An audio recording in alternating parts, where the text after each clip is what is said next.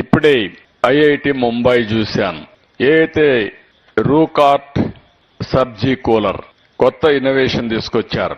అంటే మామూలుగా ఒకసారి కూరగాయలు అందులో పెడితే వారం రోజులు ఫ్రెష్ గా ఉంటాయి. ఫ్లవర్స్ అందులో కోసి పెడితే కనీసం 3-4 రోజులు ఫ్రెష్ గా ఉంటుంది.